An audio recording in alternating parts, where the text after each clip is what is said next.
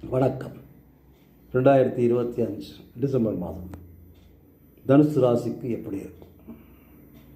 இந்த மூலம், பூராடம், உத்திராடம், 1ஆம் பாதம் என்று சொல்லக்கூடிய தனுசு ராசிக்கு எப்படி இருக்கும்? இவருக்கு நாளுக்குடைய குரு 8ல் போய் உச்சமாகிவிட்டாரே, மறைந்து விட்டாரே என்ற கணக்கும், 9ஆம் இடத்தில் கேது இருந்து பாடாயப்படுத்துகிறாரே என்ற கணக்கும், 3ல் ராகு பரவாயில்லை என்று எடுத்துக்கொண்டாலும் 4ல் இருக்கும் சனியால் அசௌகரியங்களும் தேக ஆரோக்கியம் கெடுதலும் இருக்குமோ என்ற சந்தேகம் வேண்டாம். சனியை குரு பார்த்துவிட்ட காரணத்தினால் சனியினுடைய பாதிப்பு இந்த ராசிக்கும் அதிகமாக இருக்காது.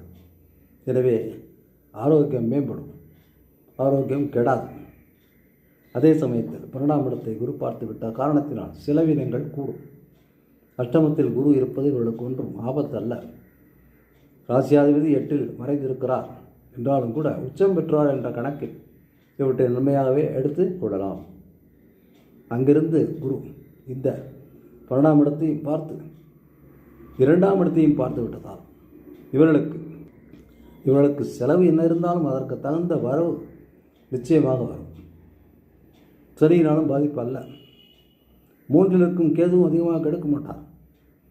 கெடுப்பது என்று எடுத்துக்கொண்டால் 9ல் இருக்கும் கேதுவால் சில கெடுதல்களோ, தகப்பனாருக்கு இடைஞ்சலோ, பூர்வீக சொத்துக்களில் வில்லங்கமோ அல்லது சில பாக்கிய தடைகளோ வருவதற்கு சிறு சிறு வாய்ப்புகள் இருக்கின்றன. நல்ல திசை நடந்தால் அது கூட சரியாகிவிடும். இல்லாவிட்டால் இந்த பாக்கியஸ்தானத்தை இடைஞ்சல் சற்று இருக்கும். மற்றபடி சூரியன் பயிற்சி இதெல்லாம் நன்றாகவே இருக்கிறது. பாக்கியாதிபதியாக வந்துவிட்ட சூரியன் 12ஆம் இடத்தில் இருந்தாலும் சரி, இவர் ராசிக்கு வந்தாலும் சரி. டிசம்பர் மாதம் தனுசு ராசிக்கு யாரும் சொல்லாத வகையில் நாம் சொல்லலாம், நன்றாகவே இருக்கும் என்று நம்பலாம். நன்றி, வணக்கம்.